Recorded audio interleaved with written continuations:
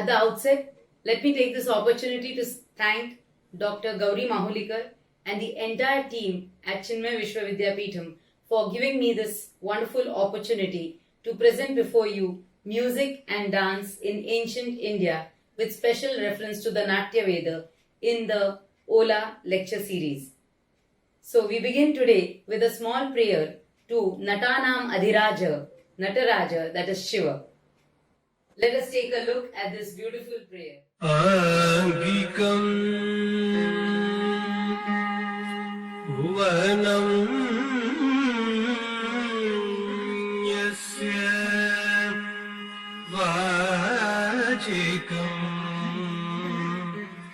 Sarva Vangmayam Angikam Bhuvanam Yasya Vachikam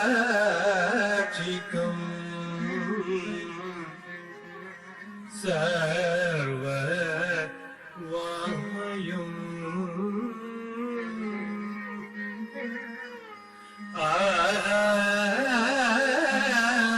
Aryam Chandra Tarati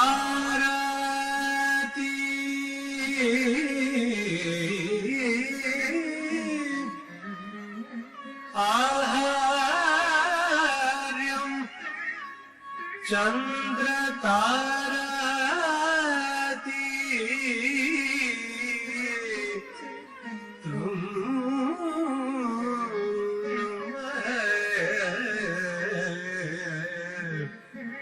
Satvikam Shivam Satvikam Shivam Satvikam Shivam.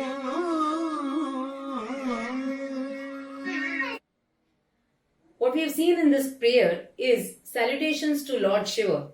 But how is this Shiva?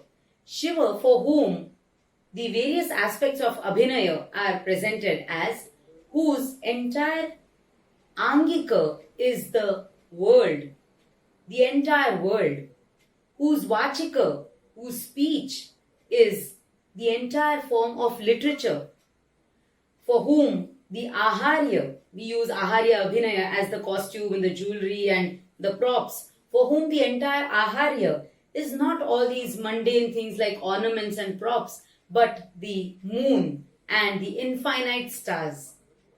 And Satvika, Shiva himself, who is Satvika, salutations to him. So this was a prayer. This is a prayer that we see in the Abhinaya Darpana. Taking it further, let us take a look at the early references to art. We all know that the early references to art can be found in the Bhimbetka rock shelters. We know that this is an archaeological site in central India. This dates back to the prehistoric, the Paleolithic, the Mesolithic periods as well as the historic period. Obviously, that means these have been inhabited for over 100,000 years. And what do we see? If there is inhabitation, obviously there is reference to whatever, there is some form of expression. This expression we see on the rocks there in the form of animals, early evidences of dance, hunting, and over a period of time, we see that these expressions have been in the form of groups or several objects like communal dances, then birds, musical instruments, mothers, children, pregnant women, men carrying dead animals, drinking and burials. So we see all these different forms that one lives in the form of expression of art. Well, taking a look at art in or dance and music in the Vedic period, we see some of these references in the Rig Veda. In the Rig Veda, we often see the description of Ushas, that is dawn. She is described like a dancer. Some reference in the Rig Veda, which is in 192, you see the word Nrita there, Nrita, which means dance. We also see Indra referred to as one who comes dancing. And the Maruts come singing. The Maruts come in groups, and that is why we see them singing. So we see this in the Rig Veda in the first mandala, the 165th hymn. So we see that the references to dance and music, of course, have been there in the Vedic period as well. Taking it further, we also know the dialogue hymns which we see as the Pururava and the Urvashi Samvada, or the Saramapani Samvada, the Yamayami Samvada in the Rigveda. However, it comes at a much later period. So, which means that there is, in addition to dance music, there is also Natya, there is dialogue, that is Samvada. We know that in the Samaveda, as we move to the Samaveda, we see that there is an element of bhakti there. There is Chintanam, Mananam, Dhyana, which means whatever has been external so far is now being internalized. And it is here in the Samaveda where the journey is from outward to inward. We see that dance and music become forms of connecting with one's own self. And that is how you will see that Samaveda, which has the early references of music, becomes the source or becomes a method in which one can internalize, and that is why art is that which liberates. So, we can see this taken further as Gana. In Samaveda, we see this as Gana, and these can be melodious songs. We see them generally of two types. I'm sure you recall the OLA lecture on Samaveda, which was OLA IKS 14th lecture. So, you can go back to it and see the reference to Samaveda there, where we see two types of Gana, that is music there. One is the Grama Gana and the other is the Aranya Gana. Of course, Grama Gana is to do with a later period because it means there is civilization coming into villages and then that is music there. And Aranya Gana is to do with the forest. Now, as we move on, in the Atharva Veda, we also see references to the dance of the Apsaras. The Apsaras are said to be the wives of the Gandharvas, and it is they who are dancing. So we see the reference to dance even in the Atharva Veda. So much to the extent that we also see over time that there are ways to drive away the evil forces by using dance. So dance as a way of driving away the evil forces. Now, these references can be seen later on, like for instance in the Jaiminiya Brahmana, we have the mention of Nritta Gita. So Nritta and Gita combined. As we move further, we see in the Katyayana Shrauta Sutra, we see Gita, we see the word Nritta, the Gita and Vaditra, which means to see that the element of music, dance, instruments is already there. In the Paraskara Grihya Sutra, we know that a student should not engage himself in these triple arts. This is what is mentioned there. So these triple arts are, as you know, Nritta, Gana, Vadya, and he should stay away from them, lest he, digress from his studies.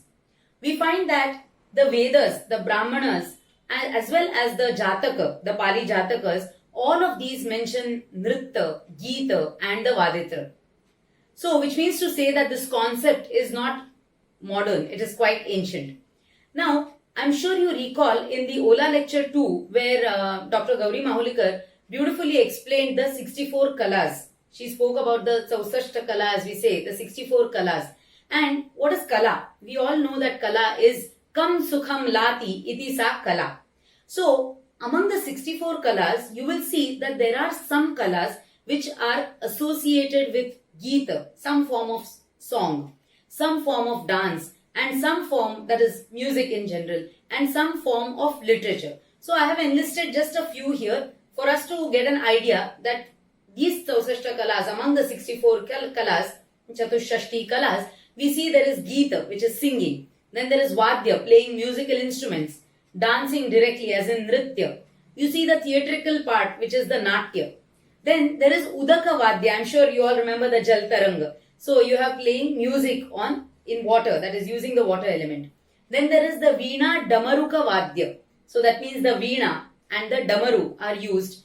Along with that, you will see that there is flute usage as well. We see Prahelika, that means solving riddles, coming to the literary aspect of it. So there is solving riddles. Then there is another one which is Durvachaka Yoga, which means something where the language is such that it's difficult to be spoken by others or answered by others. I'm sure we all remember the tongue twisters that we have. In Sanskrit also we have some shlokas which are like that. Na na na na na na no. We have some of these tongue twisters. We can see many such shlokas where you have a twist of words. Okay. Then you have Pustaka Vachana. These days we see a lot of, articulated reading, and Pustaka Vachana is referred to as a Kala. Then you have another where you have enacting short plays or anecdotes, like you have mono acting, etc. So you have what is called as the Patika Khyayika Darshana. Then you have Kavya Samasya Purana. That means Samasya Purti, like one phrase is given and then you complete the entire shloka or the poetry that is there. Then like this you also have the Samavachya, which is conversation, dialogue. Then you have the Manasi Kavya Kriya, which means at the spot, on the spot of the moment, you compose mentally, you compose poetry mentally. The Kriya Vikalpa is designing literary work or medical remedy, which means it is used as treatment as well. Then you have the Abhidhana Kosha, Chanda Jnana, the knowledge of Chandas, using lexicons and using meters, vrittas. Then you have something which is called as the Vaitaliki Vidya. This is very interesting. It means the music is used to awaken the master. So all these are different forms of kalas. Of course, we have many more, but these are to do with the element of music or dance, vadya, and all that is associated with the topic for discussion today. So moving on from these 64 kalas which are described in the natyashastra, this natyashastra comprises of 36 adhyayas. Now, why would we wonder, why would we have this Natyashastra? So, obviously, this Natyashastra, which we know as an ancient encyclopedia, which is a treatise of all the arts, this has influenced dance, music, drama, as much as sculpture and the literary traditions in India. So, why was the need of the Natyashastra when there were the 4 Vedas which took care of everything? Why did we need the Natyashastra? So, obviously, there has to be a reason. And the reason for this is described in the Natyashastra itself. This comes in the early part of it where you have the origin of the Natyashastra. Now, in the Treta Yuga, coming towards the end of the Treta Yuga, all across in the world, there was all these ills and vices which had increased. People were very, very attracted to all these vices or the Shadripus. You have Isha, Krodha. Then people started losing their sense of being together with people. And as a result, there was evil which increased in society. So seeing this, obviously it was not a good sign. And therefore, the Deva, Danavas, the Gandharvas, all of them came together. They went to the Lord Indra, and told him that this is something which is not good. What's to be done? So Indra went to Lord Brahma. And Lord Brahma said, okay, we need something. So these people requested, they said, we need some Kridanaka, a toy. And how should that be? It should be Drishya. That means you should be able to see it. It should be Shravya. It can be heard. So we need some Druk Shravya kind of a toy or an entertainment mode, amusement. And then from this came the Natya Veda. So how did this happen? We know that Lord Bhagwan, that is Bhagwan Brahma, Lord Brahma, he took these various elements. Elements of what?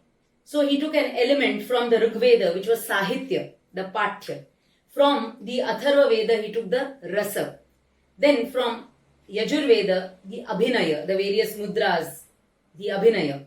And song from the Samaveda. So putting these elements together, he devised or he put forth the Natya Veda, which is often referred to as the Panchama Veda. Now we know that Panchama Veda is a word, it's a terminology which is given even to the Mahabharata, it is given to different Shastras. That is to give it that importance, because when you consider the Vedas, the Upavedas, the Vedangas as the important ones, the Chaturdasha Vidyasthanas, then these other aspects that come along need some credibility. So then they are referred to as the Panchama Veda. Therefore you find many as the Panchama Veda. So what did he do? Jagraha Pathyam Rugveda Samabhyo Geetamevacha Yajurvedabhinayan, and Rasa he took from the Atharva. So Atharvanat Api.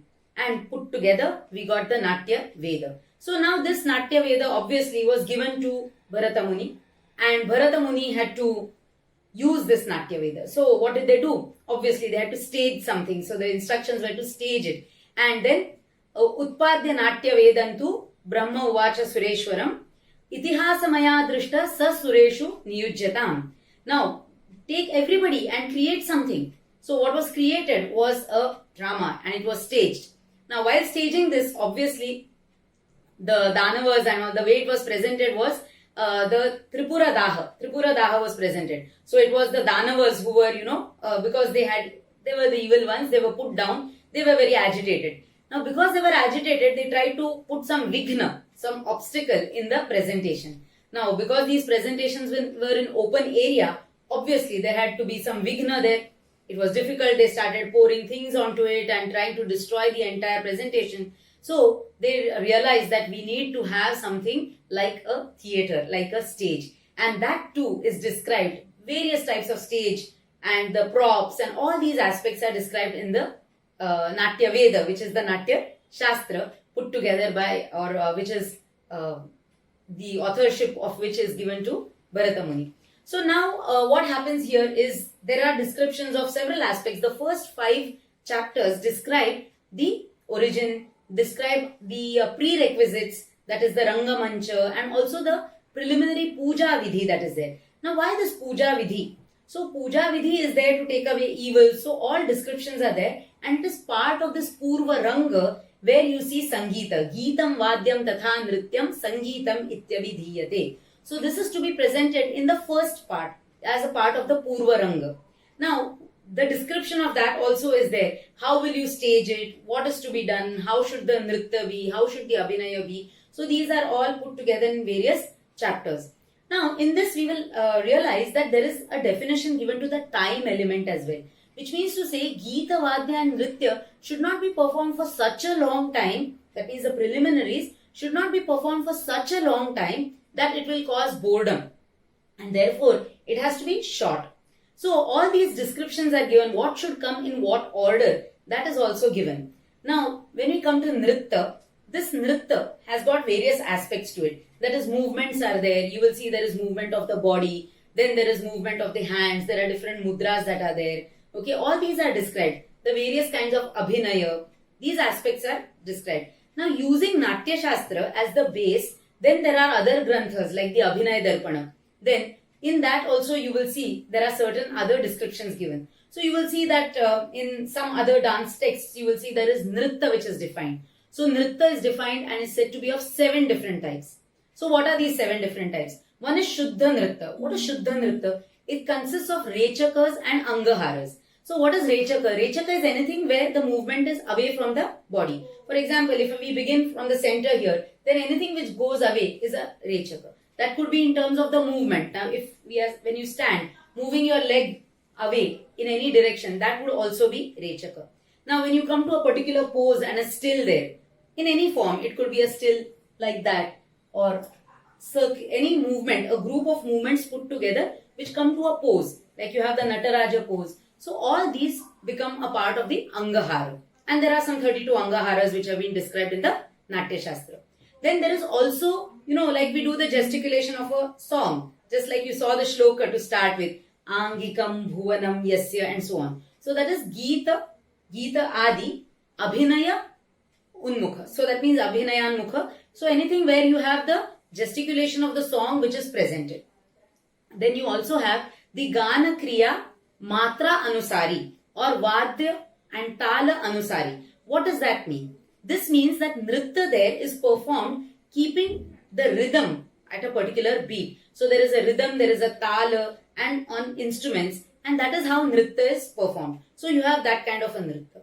So the body movements now, if you say for example some swaras, Sa, Ni, Sa, Re, Sa, Ni, Ta, Pa, Da, Ni. So as the movement of the swaras go, you have the movement of the body and different movements performed. So that is according to the Gana.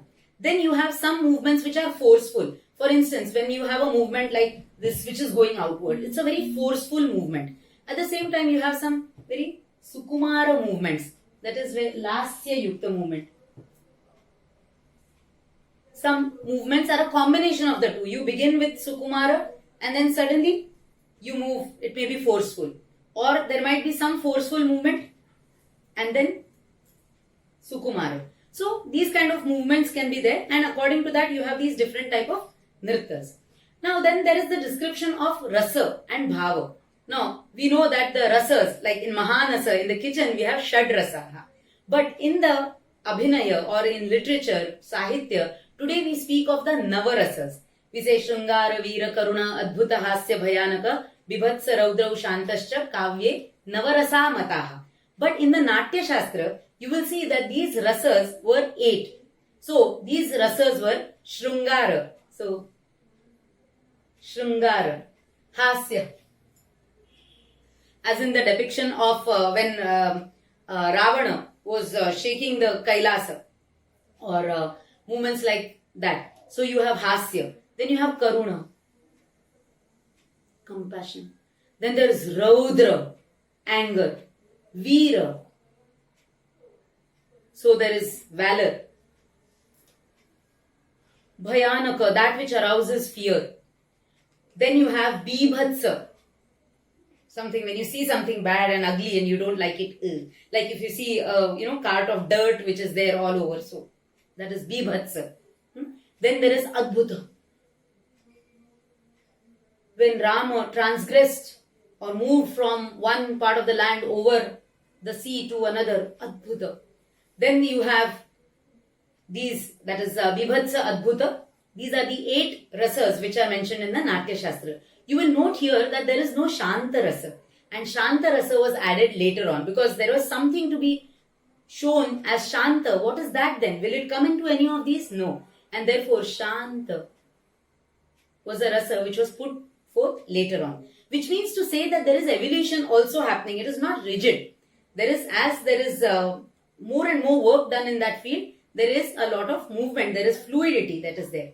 Then you have these bhavas. So obviously to generate this rasa, there have to be certain bhavas. A collection of such bhavas will lead to this. So for Shrungara, in order to have Shrungara as the rasa which one sees predominantly, there have to be certain bhavas. Then there is a sthayi bhava. So what are these different bhavas that are there? You will see Ratir Hasascha Shokascha, Krodhotsaho Bhayam Tatha, Jugupsa Vismayascheti, Sthayi Bhava Prakirtita. So for each of these rasas, there is a corresponding bhava. So for Shrungara, it is Rati. For Hasya, there is Hasa, laughter. Then you have for Karuna, there is Shoka, and so on. So like this, the description of the rasa and the bhava is there in the Shastra.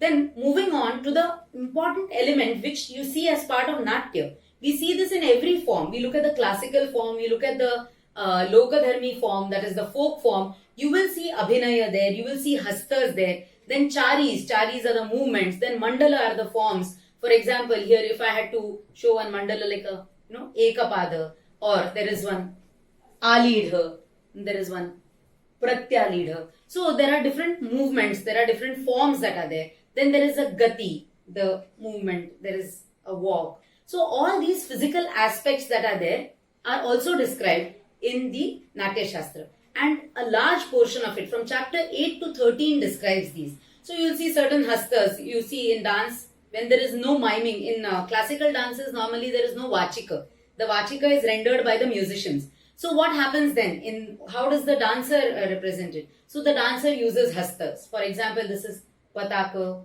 tripataka, ardha pataka, kartari mukha, mayura, ardha chandra, arala, shukatunda, mushti, shikhara, kapitha, and so on. So these are mudras which we use with our hand. Then you have some mudras where you use both the hands. You have sanyukta mudras. So anjali, kapota, karkata, swastika, dola, pushpaputa, utsanga, and so on. So you will see that these are mentioned in the Natya Shastra, and in subsequent granthas like Abhinaya Darpan, you will see there will be a variation, which means to say that as they were used, whatever was predominantly used, whichever needed to be used, or in a different manner, some evolutionary process over it. So you will see that in Abhinaya Darpana, the count is different as compared to that in the Natya Shastra. So Bharata, when he speaks of all these presentations, he speaks largely of two types of presentations. One is the Lokadharmi, which we know as the folk. Like if you have seen in Maharashtra, we see the Lavani. So in every form, in every place, in every state, there will be certain regional or folk kind of forms. You will see Chau, then Bihu. So there are different folk forms that are there, and they will also have these elements, but they will not be as stylized. For example, when we say in a Lokadharmi style, if you want to call someone, you might just say, come. But, so, that becomes stylized. When it is Natya Dharmi, it is stylized. Or here, if you are simply trying to show a lady, so you will just, you might just describe the lady as wearing something and all. So here you will do. So things like that. Which means to say that you gesticulate it in a very classical or in a stylized manner, and that becomes the Natya Dharmi part. So Natya Dharmi part will be quite rigid because it will conform to the rules that have been laid down. Whereas Loka Dharmi, you will see, will be just a literal replication of human behavior. So in human behavior, if at all you had to show someone hitting someone, so you would just show that. But in dance, even the hitting has to be very stylized. So there will be everything, the bhava and everything will come with it. So, which means to say that the presentation is through stylized gestures. Then abhinaya, which is very, very important. So, when like we began with abhinaya, we spoke of angika, we spoke of vachika, we saw aharya, and finally satvika. So, these abhinaya, which is fourfold, has been spoken of. So, angiko vachikaschaiva aharya satvikas tatha chatvaro abhinaya hyete vidneya natya samshrayaha. Which means to say that these fourfold abhinaya. So what is there in it? You have angika. Angika abhinaya is done, which is a voluntary one. You do it deliberately. But there is no vachika. There is nothing verbal in it. So these are used to depict emotions. So for example, now this we know this as much as in body language, right? When we are looking at body language of a person who is angry. So there will be eyes which will be twitching. There will be the nostrils which will be flaring up. And a person is sad and depressed. So that is through the body language. You get to see the, so that becomes angika. Angika is also using your fingers, using as much as, like in Kathakali, every muscle is used, as in,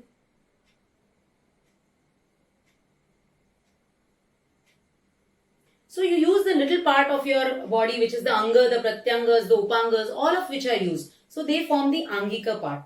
Then you have the vachika. So vachika is to do with the verbal expression, to express the emotions, to express feeling. As in Natya, we say, you have dialogues which are rendered with verbal, in a verbal manner. But in dance, in classical dance, you will see that, like I said earlier, the verbal part, the rendering of the song is done by the Vadya Vrinda, the singer over there, and the dancer will enact it. It's not mere enacting. There will be sancharis that are there, but we'll try and describe that entire narrative. For instance, if I were to say, so long, long ago, there was a great king. He traveled to a far off place and he made a temple there. So, I am narrating this, but through action. I am not going to speak it. There will be some song which will happen, and that description of the entire narrative can come there. Then you have aharya. So aharya is generally to do with the props or to do with the costume. Now in classical dance, you don't keep changing costume according to the presentation. It will be one standard costume, like one that I am wearing here at the request of ma'am, so that people would get the feel of what a costume would be like. In different places we have different. So Bharatanatyam, you follow this kind of a costume. So the costume, through that costume now in Bharatanatyam we follow one particular, whatever you are wearing, attire is there to show a male, show a female. You don't change the costume. But in drama, we see in Natya, you see the props that are used. Or you see a particular sadhu, then he'll come wearing the garb of whatever. So that becomes the part of aharya. Then you have satvika abhinaya. Now satvika abhinaya is quite difficult because here it is only through your body, it is only through the bhavas that you are able to show satvika. Now, showing tears. Now, tears is not just showing this, but that feeling of tears. When the tears have come, at that time, what is there? If there's tears of joy, then they are presented differently. So, that satvika is a challenge. So, satvika abhinaya is absolutely involuntary, non-verbal expression. And this happens in the form like expression of tears or changing the facial color. When you see something and we say, he becomes white with fear. So literally the skin becomes white means that if you see Kudiyattam, in Kudiyattam there is so much control that you can actually visualize this very strongly. So this is an important aspect of abhinaya, which is the satvika. Taking it further comes the music element. Now, we say music, Geetam, Vadyam, Tatha, Nrityam, Sangeetam, Ityabhidhiyate. So, Sangeeta has all these elements. But in the Natya Shastra, you will see that the chapters from 28 to 33 depict or reserved for music. Now, what is there in it and when is it to be done? So, in the process, that is, Evam Ganam cha Nrityam cha Vadyam cha Vividhashrayam. So, Gana, Nritya, Vadya, they are all to be taken as part of music. And how do they move? They move like an alata. Alata. So, alata chakra pratimam kartavyam natyoktrubhihi. That means when the natya is being presented, it comes like just as a torch would move from one place to another, from one person to another. Like that, there is a krama. There is an order in which this is done. So, just like that, this will move. So, you will have Gana, then Nritya will follow, then there will be Vadya. Again, this process will keep happening from time to time. Then the Geeta which is there, which is the song element, the Vadya, which is the instrumental music. Now these will, like we said, they will move like a firebrand and that gives a sense of continuum in the entire presentation. So it doesn't appear that, okay, now there is one song, like you have one kacheri of only song, then you have a dance recital and that. So these are different elements which we have later on as time moved on, because these would happen throughout the night over days. So now we don't have that liberty. So these happen as small separate units. Earlier they used to be 3-hour programs. Now they are reduced to 1.5. And today we see all these happening online as well. Half an hour program, half an hour recital happens online. So we have the description for Gana, the different variety that is there is Ganam Panchavidham Nyeyam Dhruva Yoga Samanvitam Chaturasro Vikrushtascha Rangastrasyascha Kirtitaha. Then taking this element of music, which is so many fold, this early part of music is referred to as the Gandharva music. So what is in Gandharva music? Obviously the music that belonged to the Gandharvas. Now there is description. How is this Gandharva music? The description is given in the Natya Shastra. You have Gam Vacham Dharayati iti Gandharvam. So what is this Gandharva music? Gam Vacham Dharayati. Gam and Vacha, speech and music, that is song which is held together. That is the Gandharva music. Yattu tantrikritam proktam nana atodya samashrayam Gandharvam iti tadnyeyam swaratala padatmakam. So how is this Gandharva music? So it has nana atodya, different musical instruments are there. So they could be the string instruments, the percussion instruments, so all these are there. And they are endowed, this music has tala, swara, all these elements are there, the rhythm, the element of rhythm, the element of swaras, all of it become a part. And that becomes your Gandharva music or Gandharva Gana. Now we have the Naradiya Shiksha which describes or gives the etymology of this Gandharva music as Geti Geyam Viduk Pradnya Geti Karupa Vadanam Veti Vadyasya Samgneyam Gandharvasya Nirvachanam. So that which is sung, so Vidus, the ones who are learned in music, will say that that which is recited, that which is sung is Gana, that which is played, Vadya. So that is how it is described. So element of both Vadya and song is there in it. Then you have Sayana who says that Gandharva maintains the speech in the form of songs. So that is what comprises. It's just the prose thing which is maintained or which is put together in the form of song, and that becomes the Gandharva music or the Gandharva Gana. In the Taitiriya Aranyaka, you will see that it is Ekadasha Gandharva Ganaha. Those are the ones, the song which is associated with them, that becomes your Gandharva music. So this description comes right from early times, right from the Vedic period. Then you have the Sama singers, those who sung the recited or sang the Samans, they were connected with sacrifice. But the Gandharvas, they were professional musicians. So their act was restricted only to the song element. Now, you will see that the Gandharva music, like I said earlier, has swara, tala and pada. All these elements are there in it. And therefore, you will need instruments with it as well. So you will see the veena is there, there is the flute that is there. So all these are associated with them. And representations of these you will see even in sculpture. We will talk about it a little later and in a small manner. So, Dattilam defines Gandharva and by adding the element of Aradhana to it. Okay. So, he says Samyak Buddhadi Yojanam. So, there is a conscious melodious employment of Swara, Tala and Pada. So, these are deliberate. And why? Because these are ultimately means of connecting to your inner being. And that is the reason why these have been included. And of course, we see the use of all of these today as different forms of therapy. Anyway, then let's take this further to the Dhruva songs. So in the natyashastra, there is a big part which describes the Dhruva kind of songs. So what are the Dhruva songs? These are the songs which are used as preliminaries in the Purvaranga. Remember we mentioned about the Purvaranga. So before the actual play is staged, what you have as the Purvaranga will have some of these Dhruva songs. So they are sung also in between during the course of the play. I'm sure you can take this or connect this to the movies that we see. In the movies, you see the songs at particular intervals. So sometimes it begins with an entry is the song. Sometimes at the exit there is, or to create the mood, to create the situation you use song. So that's exactly what is there as the Dhruva songs. So there are 5 types of Dhruva songs that have been enlisted. The first one is the Praveshiki, at the entrance, at the entry point.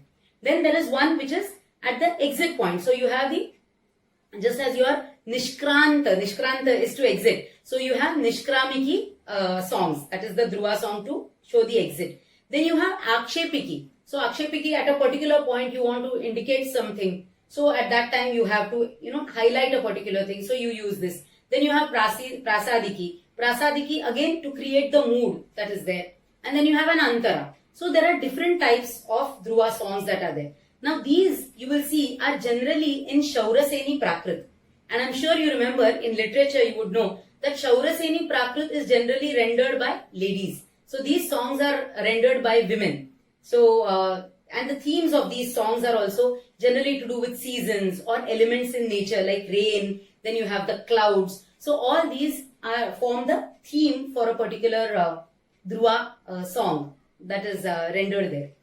Now this music element, when you add to it, today we see the use of the ragas, etc. So all this comes as secondary. It comes later on. So during Bharata's time, we didn't have specific ragas in this manner like we see today. So today we see, so this is a new history. This is a new part or development of the music genre or the music path.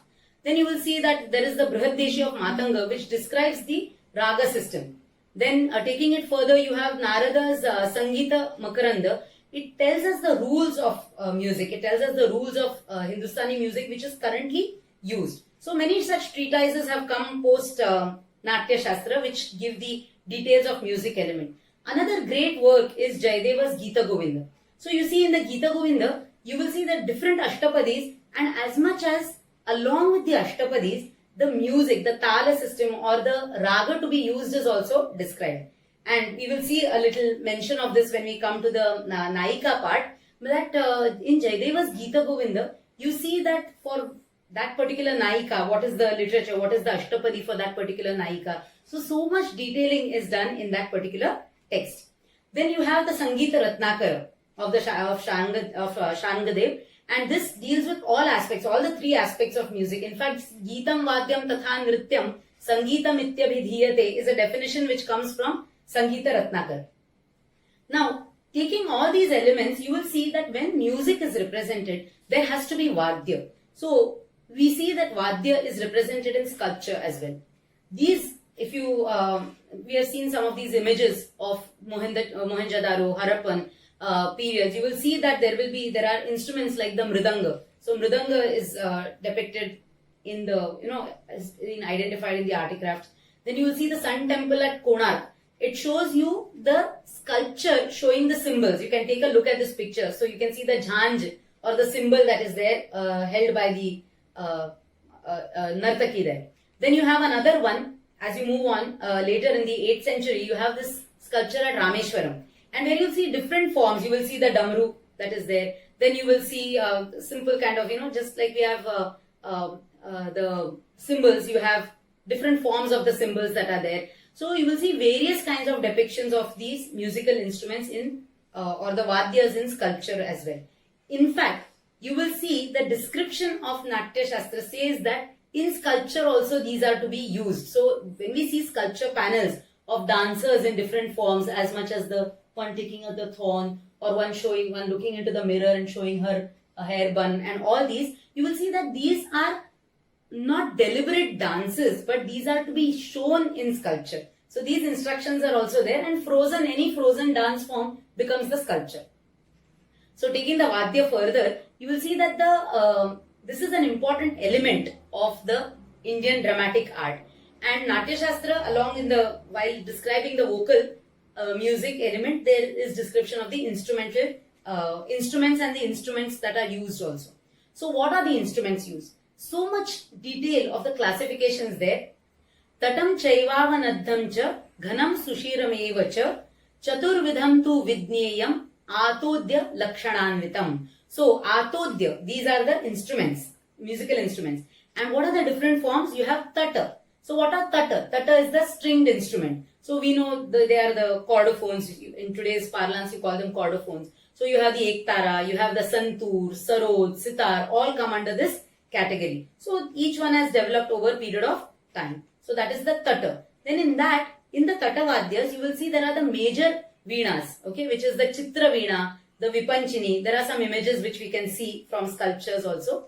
Then you have the subordinate or the anga, just as you have the main ones, you have the pratyangas. So these are the ghosha or the kachapi type of veena that is there. So if you see here, this is an element, the vipanchi, as you see in the Barut caves, you will see the vipanchi which is indicated like this. In Amravati, the sculptures, you will see kachapi, which is indicated in the image you can see here. At Pattadakal, you can see the kachapi represented in a slightly different form. Then the chitra, that is the chitra veena, which you will see at Barut is like this. I'm sure you remember the kind of instruments that are held placed standing and are played, the stringed instruments. Then you have the veena, which is at Sanchi. You have this kind of a veena which is depicted. Otherwise, we see veena, the standard one that most of us have seen in present day times. Then you have in Ajanta, you will see the veena is depicted like this in the sculpture. So these are all impressions of instruments which are used in different sculpture over a different period of time.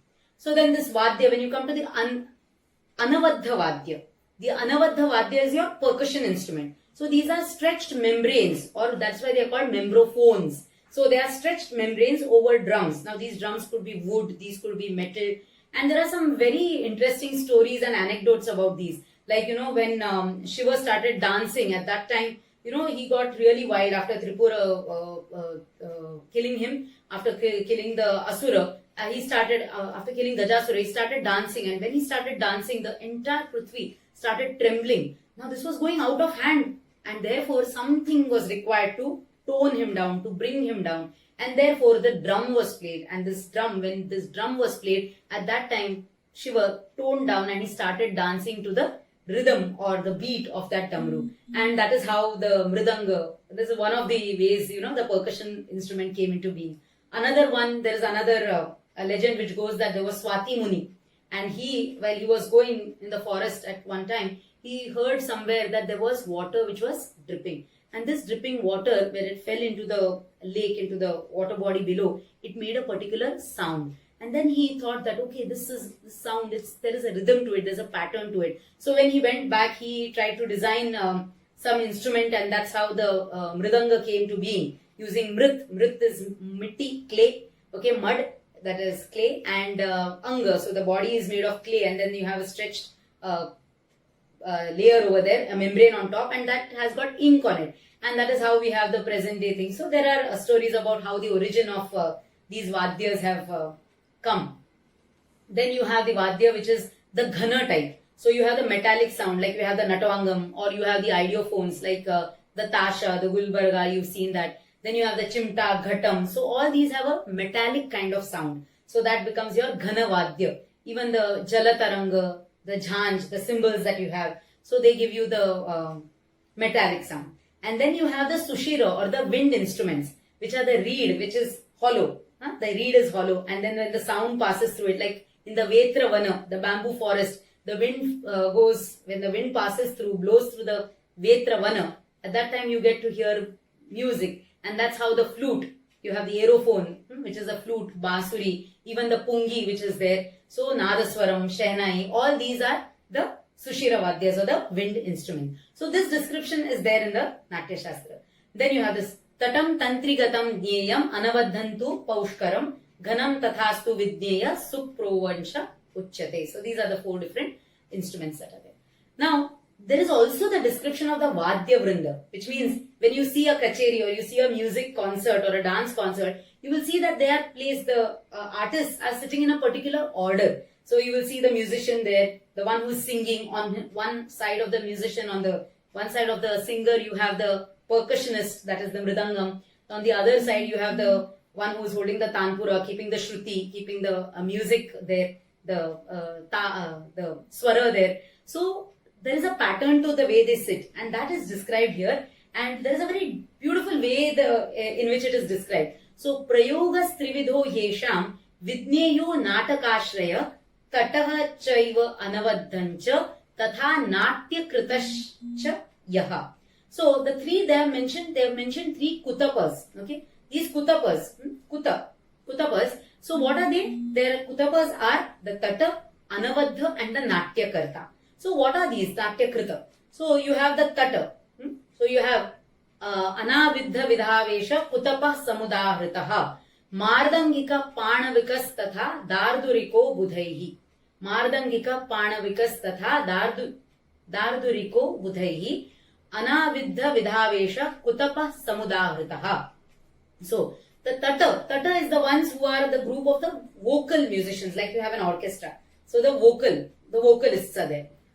Then you have the players of the string instruments and the flautists. So all these become a part of the kutapa, and the arrangement is in a particular manner. So then you have the anavadha. Anavadha are the ones who play the mridanga or the percussion instruments.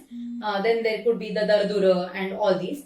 And finally you have the natyakrita. Natyakrita are the ones who take part in the play. So there is a typical arrangement. Now this kutapa which is there, kutapa vinyasa, there is something called as kutapa vinyasa. So there are two thoughts. One, this kutapa means the vadya vrinda, and kutapa vinyasa, it means that the way it is placed, like it's like a carpet, and on that each one has their own position of where they sit. So that is the kutapa vinyasa. This description is also there. Then as we move on, we see towards the end the different roles of men and women. Like we have the Nayaka, we have the Naika, then you have the different other characters. So they are there in Natya, they are there in dance. So let's take a look. So the hero is called the Nayaka. Then you have Nayakas, which are of four types of Nayakas have been described. So you have the Nayaka who is Dhirodhata, firm but arrogant. So it could be somebody like Bhima. Then Dhira Lalita, so firm and very light-hearted, king like Udayana. In the Natya, when you read the Natakas, you will come across these. Then you have the Dhirodatta, firm, very firm and great, very important, a good king. So for example, you have Yudhishthira. Then you have Dhira Prashanta, very, very calm. So generally you will see Buddha, etc. represented. When you look at the Sahitya which is presented, you will see Dhira Prashanta. Dhira Prashanta is also Rama. So the different kinds of Nayakas have been described. Just as you have the Nayakas, there are Nayikas as well. So the Nayikas, there are 8 kinds of Nayikas based on their avastha. Now again, the classification is on different types. It could be by age, you have Praudha, Madhya, and then you have Mugdha. So there are different ways in which this classification of Nayikas takes place. So on the basis of the avastha, you have Ashta Nayika, which is quite well known. You know that even painting series like the Ragini paintings and all, miniature paintings, all of these will have the depiction of Nayika. So Nayika, one is Vasaka Sajja, the one who gets ready, wears everything and is waiting for her Nayaka to come. There's a beautiful dress and all prim and proper, everything done so that decked up waiting for the Nayaka. So that is Vasaka Sajja. Then you have Virahotkanthita. Now Virahotkanthita, that means the Lord has not come, she's separated from him and she's weeping all the time, she's crying, she tries to play the veena but she doesn't want food, she doesn't want water, she doesn't want. So that is the Virahotkanthita Naika, one who is distressed because of separation from her beloved. All these avasthas are based on the Nayaka, that is in relation with the Nayaka. Then you have the Swadhina Bhartruka. So Swadhina Bhartruka, like Radha, she tells Krishna, she says, come on, make my braid for me, put the flowers for me. So that bond is so strong between them that she can tell him, like order him, you do this for me. Come on, now my this patra lekha around my eyes is all messed up. Now come on, you set it right for me. You messed up my hair, do my braid. So this is Swadhina Bhartruka. Then there is Kalahantarita. She has quarreled with her Nayaka and now she's sent him away. And at the same time she's repenting. So Kalahantarita, Antara separated because of Kalaha. So there has been a kalaha and now he's gone away. She doesn't even want to care. But did I do the right thing? Maybe I should not have said this. So that kind of a thing. Then you have Khandita. Just like you have Khandita Naika, she just says go away. Madhava, she tells Krishna, you have a very beautiful Khandita Naika in the Ashtapadi. Yahi Madhava, Yahi Keshava, Mavada Kaitava Vadam. Don't speak all these sweet lines to me, trying to justify your behavior. Just get away, get lost. I don't want to see you. So Khandita. Then you have a Vipralabdha, one who is cheated by her Nayaka. So he has promised to come. She's waiting for him. He hasn't come through the night. The night is over. It is the next day. And then he comes. But she knows that he has cheated her. So that kind of thing, she doesn't like it at all. So she's a Vipralabdha there. Then you have a Proshita Bhartruka. The husband is gone or the Nayaka is gone for some work for some time and he's not going to be coming. So she is waiting for him all the time. But she knows that he will come. But yet that sadness is there. So Proshita Patika or Proshita Bhartruka. You will see a beautiful example of this described in the Meghaduta. Now obviously these descriptions in later on Sahitya comes only because it is defined in the natyashastra. Then you have Abhisarika. Abhisarika, you can have Shweta Abhisarika or Krishna Abhisarika depending on the time of the day, whether it is day or night. So she is very secretly going to meet her beloved or Nayaka. Okay, for instance, you have this Abhisarika, Radha as Abhisarika, Krishna Abhisarika. So at night, so obviously there should be she won't wear payal, she won't wear any fancy jewelry, flashy clothes and all, because nobody in the dark of the night should notice her. So secretly going to meet the beloved, that is this Abhisarika. So these different avasthas of Naikas have been mentioned. Now, what we are seeing across all this is basically that in the Natyashastra, the description, the details, various aspects of the music, dance, drama have been detailed. Of course, there's no time to deal with the drama element, but you will see all these aspects carried on into the presentation of the Natya. So, with this, we come to the end of this session on I've tried to put it in a nutshell because this is quite vast, the description of music, etc. Each element is there in so much detail, like just the hastas, just the different movements of the griva or the drishti, the movements of the legs, the hands, the way you walk, the descriptions of the swaras. All this is in great detail and it's very interesting. But it is from here that we see different forms of music and all which have been described. Today we see variations of all these which have come from the Natya Veda or the Natya Shastra. So once again, I thank Dr. Gauri Mahulikar and CVV for this beautiful opportunity, and I hope I have been able to do justice to this topic in the given amount of time. Thank you so much.